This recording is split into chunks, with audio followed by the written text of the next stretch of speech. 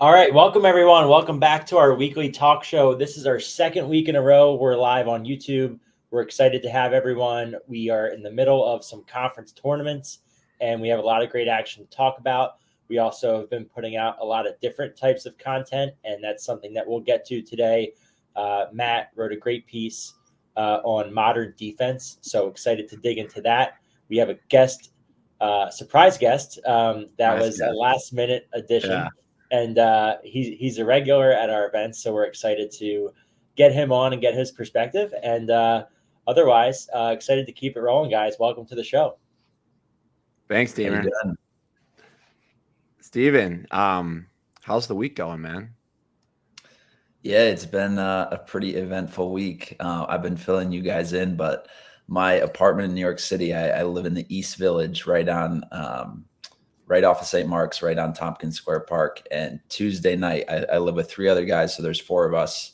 I was the only one not home, but there was a pretty bad fire early Wednesday morning. So I think it was at like 5 a.m. One of my roommates woke up to people screaming. He woke up the rest of the roommates. They tried to get out of the apartment by going down the stairs. They went down. We're on the 6th floor. It's a 6th-floor walk up. We're on the 6th floor. They got down to the 4th floor before they got lost in the smoke. They ended up having to go back upstairs, went out my window because I have the fire escape. They said they went down the fire escape with like 30 other people. They said that whole 5 minutes was like the most terrifying, just obviously from waking up until getting outside. And then we went back into the building at like 7. I got home at around 7, and the apartment is not the same as it was. The first couple floors are pretty much destroyed. Since we're on the top, the firefighters got in, some of them at least, through our apartment. So they shattered our living room window and my one roommate's bedroom window. The smell in the apartment is unlike anything I've ever smelled before in my life. So safe to say it is not livable anymore. So I've been moving out all day Wednesday and then all day yesterday. I drove home late last night. So that's why I got a bit different background today. I'm back upstate. We're just trying to salvage as many clothes as we can. Things smell pretty bad, but luckily no one was hurt. Nothing was like burned down in my apartment. There's just like smoke and the soot kind of everywhere. So definitely an unfortunate situation, but like I said, could be worse. We all have girlfriends that live in New York City, so we all had somewhere to sleep and stay. And I think we'll be doing that. We had a month left on the lease. So yeah, that is the current state of kind of what's been going on. Like I said, could be worse. Happy that no one got hurt. Glad everyone's safe. Yeah, me too. And just obviously Steven's been filling us in on that off the record throughout the week. But what you don't know is that Steven, amidst all of this, still was able to put down a pretty thorough rundown for the show. So amidst all of that, was able to keep the show going. That's the name of the game. And Steven, we're glad you guys are okay. And everything's good. But with that being said, we do have an exciting week of lacrosse coming up here weekend. And I think we're gonna switch it up a little bit here and start with the women's side first, where Deemer and Steven can dive into the women's game and what's going on this weekend coming up. Yeah, for sure. Big women's weekend here, or week, I should say. The ACC tournament for women's, it started, I believe, on Wednesday. That was the first, or no, I think it was the past Sunday, actually, was like the very first round games, maybe the playing games. And then quarterfinals were on Wednesday. So tonight we have the semifinals.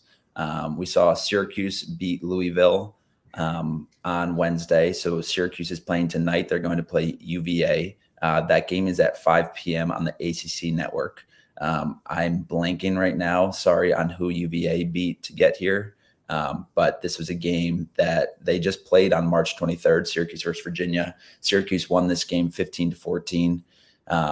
Just looking at kind of how that game went for Syracuse, Maddie Baxter really stepped up. She had 5 goals. Peyton Rowley, Olivia Adamson, Emma Tyrell each had 4 points. They all had 2 goals and 2 assists for UVA in that game. Kate Muller and Carnevale, sorry, I don't know how to pronounce the name, each had 5 points. Morgan Schwab, who's probably the nation's best feeder, she had 1 assist, and we can kind of dive into that a little bit later, Deemer, and how Syracuse might play defense as well as how UVA might. And then both goalies were in the 30% range. Virginia did win the ground ball battle. And then draw controls. Kate Mashesky for Syracuse. She, I believe, is first team All ACC. She's strictly a FOGO and one of the nation's best. She had 18 draw controls versus UVA the last time they played. And on Wednesday against Louisville, she had 15. So just a couple stats just to set the scene. I think this is going to be a great game. UVA has been much improved from the past couple of years with their new coaching staff. So looking for a great one. And I think the ACC tournament as a whole is always great. So I'll let you go, Deemer.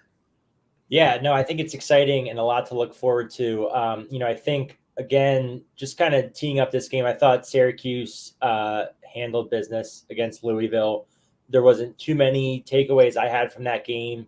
But I do think it's important to note that Savannah Schweitzer, who Kayla and a lot of people have constantly referred to as the heartbeat or the glue of that Cuse team, and maybe more specifically the Cuse offense. She's really stepped up her dodging and initiating. So that's been exciting to see. Emma Ward, I think, has continued to grow into that, ball carrier and threat and presence, especially at the island. She demonstrated a really nice behind the back feed. We broke down her island play a couple weeks ago. So I think she's clicking there. And then something that I noticed from a schematic perspective on the Cuse offense is they continue to use the mirrors in their offensive play, giving a lot of their downhill dodgers two-way dodge opportunities on those high 45s, and just put defenses in tough sliding positions if they're going to play man-to-man. Obviously, UVA runs a zone. Cuse runs a zone on their side of the ball. And on the flip side, I thought Virginia really broke through.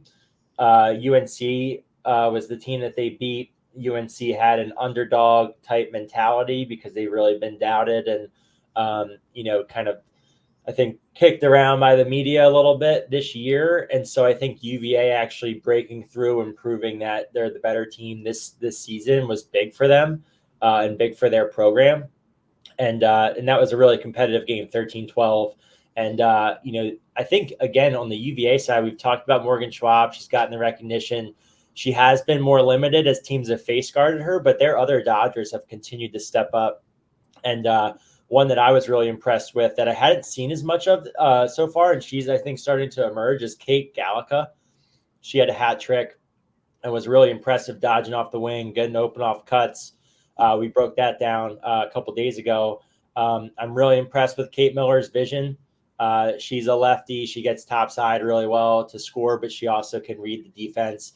So they've got a really complete unit on the offensive side. And then I think Kerrigan Miller has done a great job on the defensive side. And Kaylee Waters, shout out to her as the goalie coach, working with their goalie, who's had a great season as well. So I think it's going to be a really competitive game between these two. Yeah, I apologize for blanking. That UNC game was great. The UVA UNC in quarterfinal play. Great win there by UVA. And I think you were alluding to kind of just UNC has been having a down year. So I think big for UVA to just get over that hump of, I think UNC won the initial matchup versus them in overtime this season. But for UVA to kind of solidify themselves as the upper echelon ACC team, I think is huge for them. Another play I just wanted to point out on UVA, I was able to catch about 5 minutes of that game, but Mackenzie Hogue, I feel like anytime I've been watching UVA sparingly in the past couple of years, I feel like I've always noticed her and she's been on the field. Obviously, she's the younger sister of Katie Hogue, who could arguably be the best UNC player of all time or one of the best. Just noticed some really high IQ plays that she had been making. So I think she's another player to watch for. I think both these teams are loaded on offense. Both goalies, Schweitzer obviously can make a ton of saves and has proven that throughout the past couple of years. And then you saw the UVA goalie Josephson. She made some clutch saves, especially down the stretch there to seal that win. So really looking forward to that game. Once again, that is tonight at 5 p.m. on the ACC network. So tune in for that. And then after that game, that's the first semifinal game. The second game, Notre Dame versus Boston College. This game is at 8 p.m., also on the ACC network. When these two teams faced off earlier this year on March 16th, Notre Dame came away with the win 15-14. during this game, Boston College, Rachel Clark had 6 goals. McKenna Davis had 5 assists. And our Deemer and I's live cast we did of Syracuse versus Boston College, that overtime game, was that last week now? Maybe 2 weeks ago? I think it was last week. We were really highlighting those two and kind of the play that they have, just in terms of McKenna Davis, kind of the quarterback of that offense, and then Rachel Clark, one of the nation's best and most efficient shooters. Still want to highlight that Davis was left off of the Twarton top 25 semifinalist list, but also going back to that first BC game, not only do they have those two, but Martello and Lopinto each had a hat trick in that game. For Notre Dame, Jackie Wolak, who's one of the nation's best players as well, she had 5 points off of 3 goals and 2 assists. Boston College's Shea Dolce, who's their sophomore goalie, she was at 29% in that first game. So I think if she's able to pick it up just a little bit and get closer to the high 30s, 40, maybe 50, look for a change there. And then Callahan for Notre Dame was at 42%. I think this would be a great game. Notre Dame has had a strong season. BC, it always feels like once it gets this time of year, they really kick it into gear. Obviously, they had that great win against Syracuse in overtime, and then they took care of Duke, I believe, in the first round pretty handily. Last year was BC's first ACC title, if I'm not mistaken. They have been to championship weekend and to the final game on championship Sunday for the women, I believe, the past 6 years. That's an NCAA tournament. So obviously a super strong team there. And yeah, looking forward to this game once again, 8 p.m. I think this has certainly been a huge year for Notre Dame. I think where BC has the edge is the experience and the been there before, on this big stage. I think this would be the first time ever, if not in the past several years, that Notre Dame could advance to the ACC finals. So they're again looking to break through. I think BC, they dropped that one at home. Jackie Wolak did an incredible job against the face guard. So I'm really curious to see how BC matches up there. I don't know that with how good their defenders are, I don't know that they have to overly go out of their way to do that against her, because I just think they match up athletically really well. A defender I was really impressed with watching that Duke game against Carly Bernstein, who's a good attacker for Duke, is Hunter Roman. Extremely physical, very dynamic and athletic defender. I'll be very curious to see her possibly match up with Wolak if Scales doesn't take her. But I don't think they need to face guard. I think Notre Dame's got a pretty deep roster of weapons on the offensive end, kind of have that 3-headed monster with Ahern, Choma and Wolak. So I think if they play it more even up, it'll be, I think a good battle. We saw BC sputter a little bit early in the game against the Q's zone, and Notre Dame zone, as well as their goalie play, has been really top notch throughout the season. So I'll just be looking for that early in the game and see if they can get in a rhythm. Davis has been doing an incredible job as a feeder. I was really impressed with how Rachel Clark was stretching the defense, scoring a couple goals from 6 to 8 meters against Duke. So she's really come on as a premier player in the country. And so I think it's going to be a great battle. Again, tons of talented, grad students and fourth-year seniors out there. So, I think beating a team twice is always difficult. Yeah, definitely. Super excited for this game, and also just the entire ACC tournament as a whole. I think for the women, obviously there are a lot of ACC teams, especially when compared to the men who only have 5. I think the ACC does a great job of just having this whole week-long tournament almost, right? Some of the teams started on Sunday, but then everyone got to the same location on Wednesday. I think it's great for the game, and also really good preparation for what a Final Four is going to look like, which you have to imagine at least 1 or 2 of these ACC teams will have a very good chance of being in. And then just thinking of ACC in total before we move on to some of the Big Ten women's lacrosse, but looking at a team like Duke, you have to imagine maybe their season is over now. And then looking at UNC, I think they'll definitely or most likely be getting into the tournament, even though they haven't had one of their strongest years. But I think they will probably be on the road. But kind of my point being here, like UNC, I know that they're down, and I know that the media has kind of been out on them. I don't think anyone's going to want to see UNC in their first round or second round game. I think they have a lot of depth. Like we were saying, UVA is a great team. UVA beats UNC by 1. Anything can happen down the stretch, and they still have a ton of talent. So just wanted to kind of close the book there on the ACC. Unless you have any other thoughts, we can move on to Big Ten play. Michigan is playing against Hopkins in the Big Ten quarterfinals. This game is Saturday at 3:30 p.m. This is a rematch from, I believe, 2 weeks ago on April 14th. Michigan won this game 13-9. Michigan outscored Hopkins 9-1 in the final 2 quarters. Deemer, your sister, obviously on Michigan. I don't know if you were able to catch this game or if you were there in person, but happy to hear kind of any of the thoughts that you might have surrounding this game. I think we've been hyping up and commenting on the Big Ten all year. I think this is the strongest year they've been having from top to bottom, and I expect this tournament to be great. Yeah, I think this is going to be a really competitive game. I think, it was big for Michigan last time around. They were down 8-4. They staged a big comeback. Hopkins' offense sputtered a bit in the second half, couldn't really get things going. And, I think in the first half on the Michigan side, they got out to a rocky start in terms of just a lot of cards early in the game, like being aggressive, like their game plan, but just fouling too much. And I think when you get into tournament play, you can't do that. So I think both teams look at the last game feeling like they have something to prove. So I think it's going to be a really competitive one. Obviously, the winner gets the reward of, playing Northwestern again. With how Penn State really emerged down the late season with wins over Maryland, Hopkins, and Northwestern, which is extremely impressive. Michigan losing that game against Northwestern, that was the battle for the 1 seed. They drop all the way to 4, and they host Hopkins. So, kind of like a tough turn of events for them with the season they've had. But, I think what I've loved, and we've posted about it in our circle community, is I loved that game because how Michigan plays defense and how Hopkins plays the 2- and 3-man game. You saw so much variation with types of picks, switching versus staying, good rotations from the backside. Matt, you did a really nice breakdown on Jordan Harrison's backside rotation and Phil.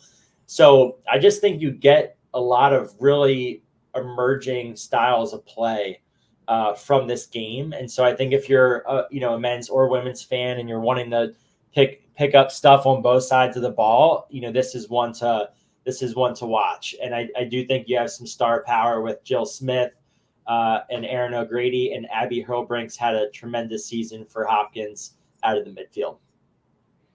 Yeah, and just commenting on kind of the Big Ten outlook, and as we get into the NCAA tournament, the winner of this game is going to be facing Northwestern in the semifinals. And I'm wondering if a team is able, so say Michigan wins this game against Hopkins, and I think they will. If Michigan plays Northwestern, who they just lost to by 1 goal, if Michigan is able to knock off Northwestern, does the Big Ten champion, are they going to be able to get that 1 seed in the tournament? Basically, my point is Northwestern, are they locked in to be the 1 seed in the tournament? Is there a chance that another Big Ten team could get it? Is there a chance that the ACC winner could get it? I think something important to watch just as seedings unfold and as these tournaments unfold. It's pretty crazy that we're already at that point in the season. I feel like we've been talking about it a lot, especially myself, just on the men's and women's side with bracketology. But I think there could be a lot of movement. And at the end of the day, I do think that those seedings and those movements matter, right? If you're 1, 2, 3, or 4, your matchups can look a lot different on your way to championship weekend. We saw a team like UNC last year who they were, I believe, the 4 seed, and they had to play Denver in the quarterfinals, and they were upset by Denver. So a lot of big games out there and a lot of talented teams. I think even just looking at these 6 teams that we just highlighted between the ACC and Big Ten, I think no one would be surprised to really see probably 5, maybe 6 of these teams have a chance to get to the Final Four this year. So just important stuff to watch there. Like we said, super exciting week, not only in women's lacrosse, we'll also hit men's lacrosse, but big week, especially ACC. We'll get that final on Sunday, April 28th at noon. I believe that game will either be on ESPNU or on the ACC network. So a lot of lacrosse to watch between Friday, Saturday, and Sunday here. Unless you got anything else, we can switch over. We'll wait until we get to the men's, but wanted to highlight this piece that Matt Dunn that he put out on positionless defense. If you have not gotten the chance to read it yet or take a look at it, definitely should. Matt, I'll let you dive in a little bit deeper into this and kind of the process and all your thoughts. So passing it off to you. I appreciate it, Stephen. Should we call in our special guest now, or should that be this is our first guest on the show, so I don't know the process here. I mean, whenever you feel like the time is right, we can add him in and I'll bring him to the stage. Oh, we'll give him a call real quick. Hold on. Yeah, I think as we're working through that, it's Matt wrote this piece, and it's cool because we've been talking a lot about this concept of, the modern game of lacrosse. And, all three of us, we grew up, in really the mid 2000s, to early 2010s of playing youth and high school lacrosse. And I think from 2010 to 2020, and now obviously 2024, the game's evolved a lot in the last 15 years in terms of styles, schemes, rule changes, stick technology, and it's just created for an evolution of teaching. And so, Matt, I thought your piece was super informative and excited to hear more about it. Yeah, no, I appreciate it. And hopefully our guests will be hopping in soon. But no way. Before I dive into that, I just want to say a quick welcome to the first ever special guest on the FCL weekly talk show, and that is Tim Muller. Tim Muller committed to the University of Marist before decommitting and recommitting to the University of Maryland and graduating in 2017, where Tim Muller won the Schmeisser Award, the first championship at the University of Maryland in 41 years, was the MVP of the NCAA tournament that year. Tim, is that correct? That is correct. Tim was then drafted to the MLL to play for the Florida Launch and the Boston Cannons before he became a whip snake in the PLL, where he currently plays. Tim, welcome to the show. Wow. Thanks for having me. What an honor. First guest. All right. Now, Tim, you can stay silent for a few minutes.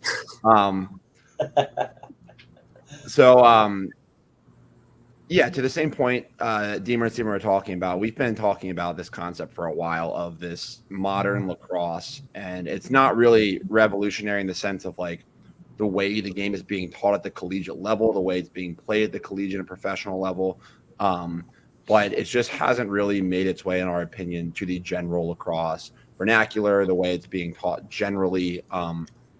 And so I think on the offensive side, you hear this phrase positionless lacrosse, where you see these offenses where you don't have the traditional X attackman, left attackman.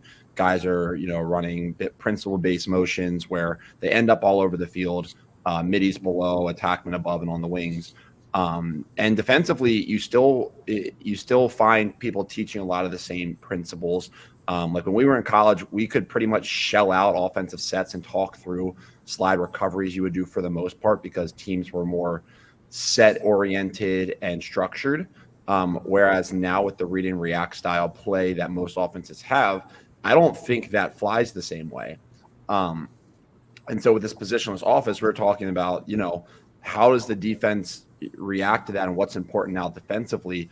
And that's where this idea of positionless defense came around, where it's not really saying as much there's not many teams that still think they have a crease defender, although some might. That's not really a thing, but it's more the defense that's required to play against a positionless offense, which in our minds is really about empowering a unit to be great in the gray, which is great decision makers, the ability to have the confidence to have these underlying set of fundamentals, to have a great stance, to know how to make decisions, to be in a position to make the decisions, have the skill and the connection with each other to make those decisions.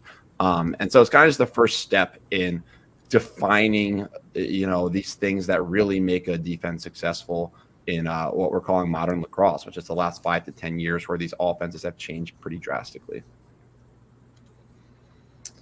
So that's the overview. I know, Deemer, you've written things before on the offensive side of the ball. If you could highlight maybe in a minute, what do you see that offenses are really doing in the last, 5 years? That is kind of the main thing. Yeah, I think again, it's interesting because it's hard to say that, all 70 plus Division I schools have done the same thing over the last 20 years. I think there's been some programs and some coaches that have really revolutionized things and been forward thinking. But I think in the last 5 years, a lot more at the high level, high school, college, and pro level are adopting more of a principles based style of offense. And, what I've kind of written about is understanding pretty much 3 tiers between plays, sets, and principles. And I felt like back in 2013 to 2016 when I played at Duke, we had sets, we had some scripted style motions, but we also worked a little more towards a pairs offense at times, with which kind of just built your chemistry, and you had some principles that you wanted to exploit and utilize, and then it was on you to read and react. And we said that term a lot playing in the Grays.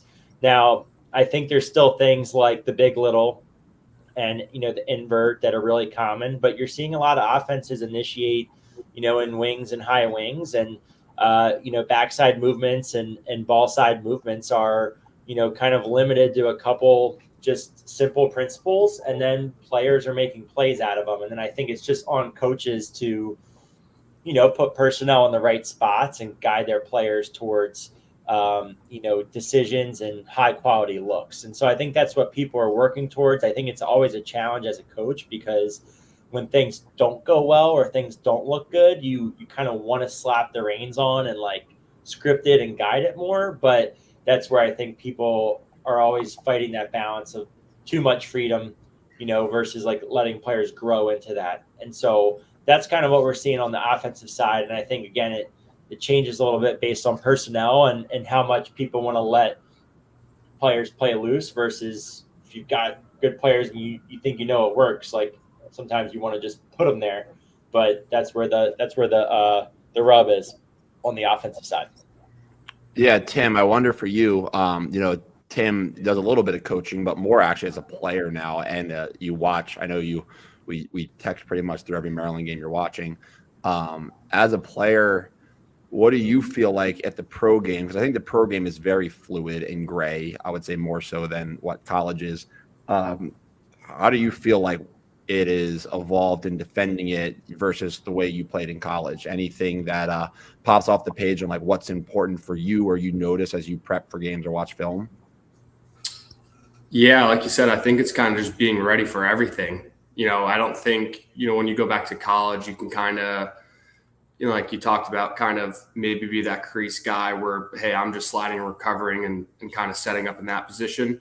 Where now in the pro game, it's more, I got to be ready for any situation, right? The offenses, they're not just going to run big little every single possession, right? They're going to kind of go into that. Then they're going to go from up top. They're going to go from the wings. You can't really be that one-dimensional defenseman anymore. You kind of have to be that positionless defenseman, like you talk about. You have to be able to read and react to every little situation. You got to play in the gray, right? Your coaches can put in some guidelines for you to, when they want you to slide and recover, but it's kind of up to you to, make sure you're in the right position, like you talked about, to slide and recover, right, and kind of read the flow of the game, and make the right decisions on your own. If you're the 2 guy and someone slides, am I going to know to roll, to a guy on the other side of the field, right? And instead of just kind of waiting for my coaches to tell me that, hey, that's the kind of, spot I need to go to.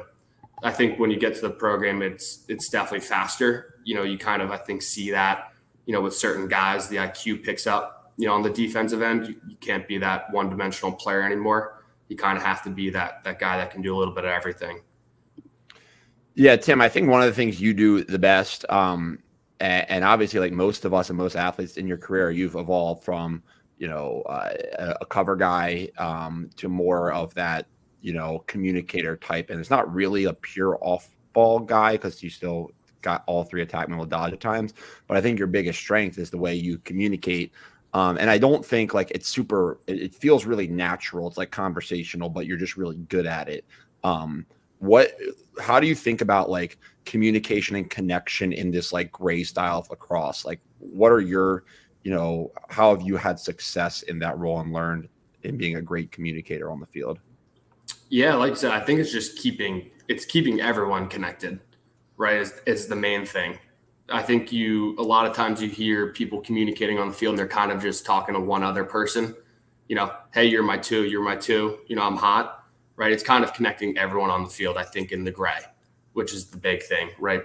Speaking from the crease, can I get those midfielders down at the same time as, having the backside defenseman cover up? I think that's kind of the main thing you see and watch the good players do, like Eddie Glazner, who just retired and was big on it too, right? Just speaking to everyone, right? You can't really just sit there and, let one guy know what you're doing. You have to be communicating to everyone kind of throughout the play. And I think that's kind of the big difference you see in guys that do it well and guys that don't. They're kind of, I know we've talked about a lot, Matt, is connection as a whole, right? Connection as like the whole defense.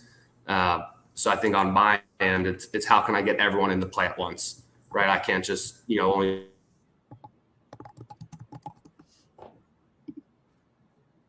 fourth or page.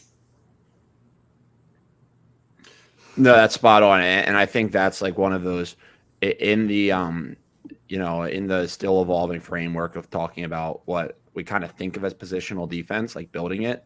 It's kind of just starting with an objective and building a first principles foundation on like, what is the goal? Eliminate high quality shots and regain possession. But the second phase is setting those non-negotiables and then the rules of thumb. And I think non-negotiables, I think the primary one for me is being connected as a unit, however you define it. I don't think defense can exist in the gray if you're not connected. And I like the word connection, just to Tim's point. Communication is a part of connection, but connection's deeper than communication. Connection's reading body language of your teammates. It's if I see Tim start to move and I'm connected to him, I might not say like, Tim, I'm here, you do this, but I read him move. I'm connected to his movement. And I know, Jake Bernhardt's behind me connected to my movement. Well, we're going to cover up the most dangerous guys quickly and hopefully recover in time. And so I think to your point, communication lays a foundation for connection. So you need it, but connection goes beyond communication, and stance is involved in connection. Reading body language, knowing your teammates well, trusting your teammates are all pieces of that deeper connection. That's awesome. I think, Stephen, I think here, maybe we can take a little look at some of the men's games going on this weekend, because we have a few of those as well. Yeah, before we get into that, quickly, I am looking at Tim's bio on his Maryland roster, and I just want to go through his senior season. He was national champion, team captain, Schmeiser Award as the nation's best defender, first team All-American, NCAA tournament most outstanding player, NCAA All-Tournament team, Big Ten Defensive Player of the Year, first team All-Big Ten, Big Ten All-Tournament team, Big Ten Defensive Player of the Week like 5 times. Looking at that, I went back and checked. Congratulations, that's amazing. The one thing that's missing, I didn't see anything on the Twitter, so I went and looked at the top 25 semifinalist list, which for any of our listeners from last week, we were taking a look at some of the biggest snubs, and Tim was not on the top 25 nominees in 2017 year. So he has all these accolades. So it's making me question even more kind of the decision-making behind all of this. But if you look at that resume, how is that not a top 25 best player in the country? Dare you say the most decorated season for a defender in NCAA history? I mean, it's got to be up there. We got to do this is just going to be a booch 'em up session. I know. I should join more often. Yeah. Well, I wanted to look. I didn't know that you won the Schmeiser, so then I was like, oh, I got to look at his bio, and then I'm reading it, and I'm like, oh my God. So then I just did some digging while you guys were having that conversation. But Tim, how many goals do you have your senior year? Couple, I know. Yeah. 4 or 5. You had 4 goals, 1 assist, 5 points. And big matchup that year against Connor Fields, if I remember correctly, too. Yeah, 2 of them. I think he got me on the first one pretty well. Nobody remembers that. That would be that'd be a good tweet for all the lacrosse Twitter fans out there, and kind of make it a guess who. I want to make a big stink about the most decorated defenseman in NCAA lacrosse history. I mean, I that's would got put to him be on that list. at least like a top 3 season. I think the only way you could, I guess, capitalize or like beat that, I guess, if you're like a Torton finalist. I think Joe Fletcher was a Torton finalist. I don't know if Matt Landis was. I think Landis was his senior year, but they didn't win because I believe Duke won that year. I do want to put Tim on the spot here. So Tim's worked probably 90 or 95%, if not all of our best in class events over the past 3 years. He's done an incredible job from our committed events to our, rising freshman ones, and then obviously our, rising sophomore and junior. Tim, would love to hear your thoughts on when you're watching and working with some of the defenders. What are some of the things that you can just remember or come to mind that you constantly are touching on with the players, and, maybe are there any kids that have stuck out to you over the years because whether it's their presence or things that you're looking for in a defender that you notice, you're like, hey, like that kid's going to be really good someday. So we'd love to kind of just hear your thoughts and, perspective as a coach and work in that event. Yeah. Well, I think the cool thing from the start is seeing the guys go from, multiple years in a row, right? There's obviously some guys you kind of see for the 1 year. Then there's guys that come, 9th grade, then 10th grade, then 11th grade. And it's cool seeing those guys, progress.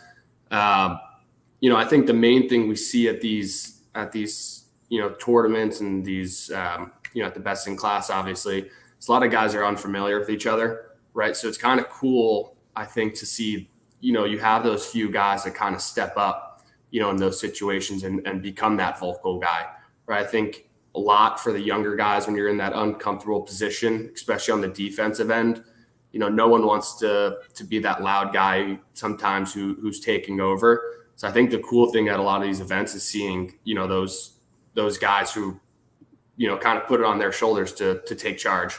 I think that's something that, always sticks out to me when I'm watching and I'm coaching these events is who's kind of taking charge and who's, you don't even have to be the best on-ball defenseman to do it, right? It's who's kind of the guy taking over and helping everyone out and directing, not even just in the games, 3-on-3 drills, 4-on-4 drills, 4-on-3 drills. You kind of see, a bunch of, those guys who can kind of take that on. And then kind of to Matt's point, I think something that we do, make a big emphasis on every single time is kind of the positioning, right? A lot of times it's guys staring at the ball, that crease guy, where to put yourself inside. And I think that's usually what we go over, from day one, right? The good slide angle, that starts with our good off ball positioning, where we go from there, and then kind of seeing, it go through on out the week. But the communication, I think the coolest, aspect, seeing the guys who come in, there are a handful of guys I think that have done a great job. Obviously at the most recent event we had, was it Nick Melendez from Culver, who's going to Duke, obviously, stuck out in more than just his on ball. He was, great off ball, great on the ground. He was a guy I think that was pretty vocal that, obviously was the most recent event I had. So I think he's kind of one that's, most recent in my mind in terms of a guy that stuck out. Obviously he's a pretty good player too, so that helps. Yeah, Tim, and just because I think it's a great topic and having you on talking about it's awesome. Some of the guys don't communicate because they're uncomfortable. Some of the guys don't communicate because they don't know what to say. And some of the guys are afraid of being the guy that's like the annoying communicator. And I just like, that's a reality of it. They don't want to be, right. What advice would you give to those guys that are like in that little like lack of confidence or unsure how to be that communicator at a new event with new people? Right. Well, one, I think the main thing we do at a lot of these events is, we do those team practices, or we started implementing that, right? It's kind of just becoming comfortable with the guys around you. Obviously the first day, you're uncomfortable with everyone, but when we kind of, I think, back to the connection, right? It's just talking to, in between plays and just talking to everyone and kind of getting an understanding of who you're playing with, I think is a big thing, right? So when we do those team practices, hey, it's, I'm learning about the guy next to me, even if it's not even about, him on the field, right? I'm just talking to him about, where he goes to school, what he plans to do, right? I think that kind of eases your on-field ability. right? You're kind of comfortable with the person as a whole, which makes everything on field a little bit easier. And then on the other side, I think it's easier to rein people in, right? I think those guys that kind of come in, they're, like you said, kind of annoying with being too much communication, right? It's easier to pull those guys back, and kind of, tame them down. So I don't think that's the worst thing at these events is when someone's, talks too much, right? I think you can kind of, you can always rein that in a little bit. It's getting those guys, like we talked about, that are a little uncomfortable. Like I said, I think that's just, it's just learning the people around you, right? And kind of, like I said, on and off the field, and it just makes it easier for you to become friends. And the friendlier you are with everyone, on your team, the more likely, they're not going to judge you for, for speaking up and, saying some stuff on the field. So I think that's kind of the cool thing I see at, our events is those team practices we have kind of make everyone comfortable with each other, or as comfortable as they can be, in between each session. Yeah, I think that's spot on. And the only reason I said annoying communicators because I've had kids say that to me as a concern, right? I'm not implying that I think kids are annoying communicators, but kids say like, I don't want to be that guy. It's like, I think that's one of those like false concerns more so than a reality. But that's great insight. Thank you, Tim. There's probably guys too, like, and I put in our community yesterday that Slap and Glass podcast. And there was a lot of just interesting discussion around coaching cues and stuff. And what I could imagine too, because I feel like this on the offensive side, we talk about communication a lot. We're like, call for the ball, say one more, communicate the double team, like all these things. And you kind of keep saying these things. And then if it doesn't happen, you're like kind of like beating a dead horse at times. And it just brings to mind this idea too of sometimes like asking the question around what you could have done differently as a player and like posing that question to them. Or if you're like, hey, did we communicate there? And they're like, no. And you're like, well, how come, like, and you ask that and you don't jump to conclusions. I think it also like gives players opportunities to actually realize like, oh, like there's a different way to do this. And, I need to communicate more, or maybe these are different forms of communication or different ways of doing things.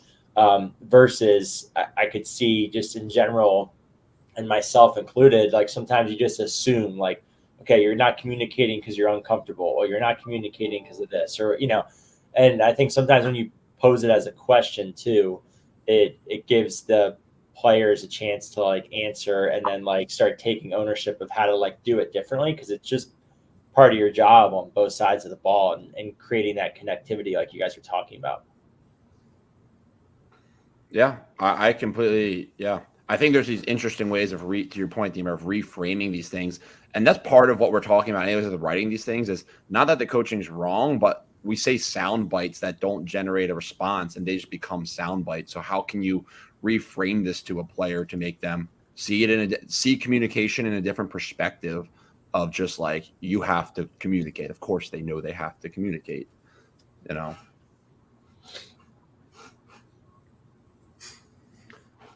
Sweet. I think we've communicated enough about communication. Let's get to we're at about 50 minutes here. We usually try to keep this to an hour or 50 on the clock for 12. Let's try to get into the men's games here and run through a couple of the big games coming up. I know, Steven, on the rundown, the first you had Notre Dame versus UVA at 2 p.m. Eastern on ESPNU. Interesting thing here as you look at it. Obviously, I think Notre Dame has a lot of momentum this year. UVA was a team that obviously everybody thought was one of the best and probably still is, but a couple losses. UVA has won the last regular season matchups in 2022, 2021, no 2020 because of COVID, and 2019. What are we thinking about this Notre Dame UVA game coming into it?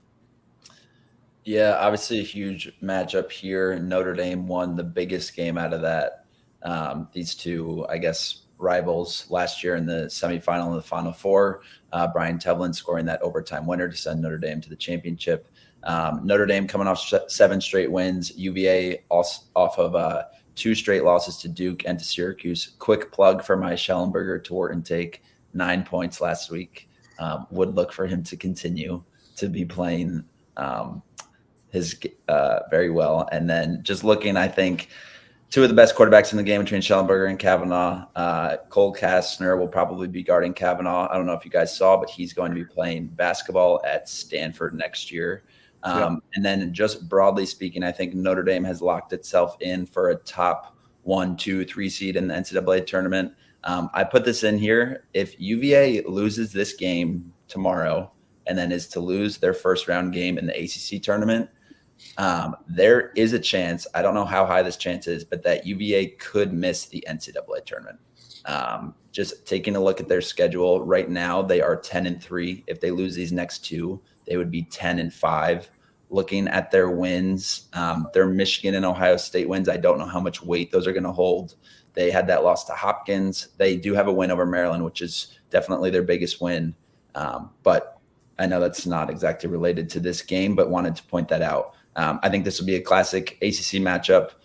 Notre Dame's going to continue to look to roll and I think get some vengeance just from the storyline that's going around. I think we've got the Duke UVA storyline in the ACC. I think this is kind of the second or third in terms of just one-sided matchup. So I think Notre Dame's going to look to flip the script while UVA is clearly going to look to get back on track. Because if they win this game, I think they put themselves back in the conversation for a top seed as well. So interesting, so fragile. That would be crazy. I don't see a world where that can happen, but maybe it could. That would be one of the most absurd things ever if UVA does not make the tournament. Tim's smiling because he's got his fingers crossed right now. But it is amazing that Maryland win is potentially their biggest win by far in a way. If you look at their other big games, like I think the Harvard win, I don't think is going to turn out to be that big. I don't think Harvard's going to be making the Ivy tournament. UNC is their only ACC win as of right now. They've got to hope that Albany is going to win the America East. They've got to pull for Towson or Robert Morris. Like they really don't have that many big wins. I think if Michigan or Ohio State can make a run in this Big Ten tournament, I think that would be huge. But definitely something to keep an eye on, as I think no one saw any of this coming. And also, once again, who knows if it'll come to fruition, but also with these other tournaments starting, specifically the Big Ten and the Big East, I think there could be some bid stealers. Yeah, we'll see. One, unless you guys want to dive any deeper into that game, I think one interesting, I would like perspective I would like from our special guest is Big Ten related. Tim, obviously a Maryland alum, follows the Big Ten. Big fan of all the other 5 schools as well, as I understand. Tim, what's your give us the rundown, your take on Big Ten lacrosse this year? Who do you think's good? What are you expecting out of tournament play and that conference? Just give us a little overview for us. Yeah, I think obviously compared to last year, probably a little bit of a down year in terms of total, as in all top 6, teams together. I think the, Hopkins and has kind of declared themselves as, as the favorite, clearly. Did they go 5-0 or 4-1 in Big Ten play this year? So I think they kind of solidified themselves as, obviously they're the 1 seed as kind of the top dog, top 5 nationally. I think Penn State, obviously had that tough second half against Maryland, but I think they're right up there. They were in the semifinals last year. I think they're right back. They're getting hot. I think, Malone just won, Offensive Player of the Year again, back-to-back years, so he's, an incredible player. But again, it's the Big Ten. So I think in the Big Ten playoffs, I think any team can really win. I think last year Michigan was, I don't know what seed they were, but I think they were not, one of the top 2. They ended up going on to win it. So I think that's something we could see again. I think Ohio State has, always has the opportunity. They play tough. I won't give my Maryland bias too hard. I think they always can win it. I think that's pretty well known. And then Rutgers is, I think had a down year this year, but, it's like I said, they can always squeak one out. I think Ross Scott and Shane Knobloch are, 2 incredible players that can, kind of help lead that offense a little bit here. And all it takes is, getting hot at the right time. So I think that starts up next week. So excited for that. But I think we got the big ACC matchups this week first. What a great analysis from Tim, our guest. I didn't have too many notes on this one today. No, that was helpful. Hopkins is undefeated right now in the Big Ten this season. I would assume that this is going to be a 3-bid league between Hopkins, Maryland, and Penn State. Look for you never know. There could be an upset. Rutgers can make a run. Michigan can make a run. Ohio State can make a run. I think Ohio State's defense is phenomenal. I think their offense has been down, which the media has definitely been covering. One other conference I just wanted to cover quickly. I don't want to keep us on here too long, but the Ivy League, the conference tournament is still not settled. Cornell, Yale, and Penn, they have all clinched a spot. Cornell needs to beat Dartmouth this weekend to be the number 1 seed. Dartmouth, led by Sean Kerwin, I think they've improved, and I don't think they're a team that anyone can really look over. I also say that because Princeton and Brown, they both have a chance to snag this 4 seed. I'm almost positive. I don't know the way that the Ivy League does their head-to-head matchups and when teams are tied, but basically Brown beat Princeton 2 weekends ago. So going into this weekend, Princeton is playing Yale, Brown is playing Harvard. If Princeton drops this game to Yale and Brown beats Harvard, they will be tied in their Ivy League play, both Brown and Princeton. Their records will be tied. And then if you take a look, their head-to-head, Brown beat Princeton. So Brown could potentially knock out Princeton here. I say this also, Brown is 6-8. They have had, they're not even 6-8. That's their last year's schedule. They are 3-10. I don't think their schedule reflects, or I don't think their resume right now, their record reflects how good they are. I mean, we saw them take Maryland to overtime. They've beaten Princeton. They beat Dartmouth as well. They did just drop a game to Bryant this week, but I wanted to highlight that, the Ivy League race. I think there can be a lot of movement. I think I would most likely assume that Cornell is going to lock up that 1 seed, but definitely keeping an eye on that 4 seed and how Princeton and Brown play out this weekend. Yeah, those are great stats and background. I don't have a lot to comment on that seeding there, but I will say I think the Ivy League offenses this year have been very impressive. And it's not even just, you can against Ivy League teams like Cornell against Notre Dame. Like Cornell's offense was phenomenal. I think Yale has shown, great offense. We talked about it before. Like they're 8 or 9 starters, not just in the offensive end, like down this year. Matt Brandell's obviously having a great year. I don't think the defenses have been particularly strong. I think you pulled that up on defensive efficiency, Stephen, prior. But the offenses in the Ivy League has just been very, very impressive this year. So it's been I feel like that's not as traditional as normal in the Ivy League either. At least like historically, you don't usually think of that, but those offenses have been like putting up crazy points. I'm really eager to see as these tournaments get set. I'm really curious to see the impact that the conference tournament performances are going to have on the Tewarton race and the awards race. Actually had a Division I coach text me last week after I had kind of shared another check box for Brandow when he, I think really handled his matchup against Jake Decino well against Albany last week. And I just kind of said, this is another check mark for the Brandow for Tewarton campaign crew. And, but, he had just mentioned like how important the conference tournaments are when you get those second round of games and, all eyes and stuff down the stretch. So I think it's going to be a big weekend for that. And it'll be interesting to see between Malone, Brandow, Kirst, O'Neill, Kavanaugh, Schellenberger, those guys who can, lead their teams to taking their conference crowns as well. And as we highlighted last week, I'm not surprised that Brandow won that matchup versus Paceno from Albany. I think he is a better midfielder. I think he's a great player, but I think he will be up for midfielder of the year rather than defensive player of the year.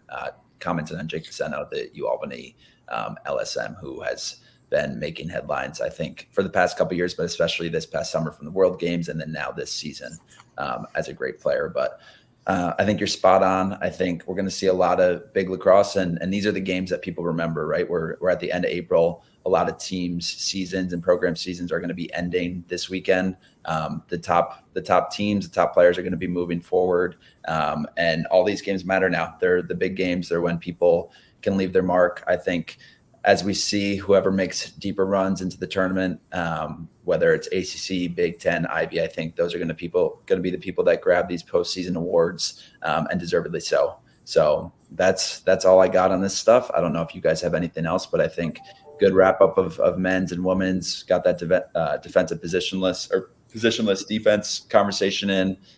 Like we were saying earlier, tune into the women's ACC tournament tonight at 5 and 8 for the semifinal matchups. Awesome. Tim, thank you for joining us. Great job. Steven, appreciate you putting everything together. Deemer, good job being here and starting this company. I hope everybody has a great week. That is all. All right. Talk to you guys. See you guys. See ya.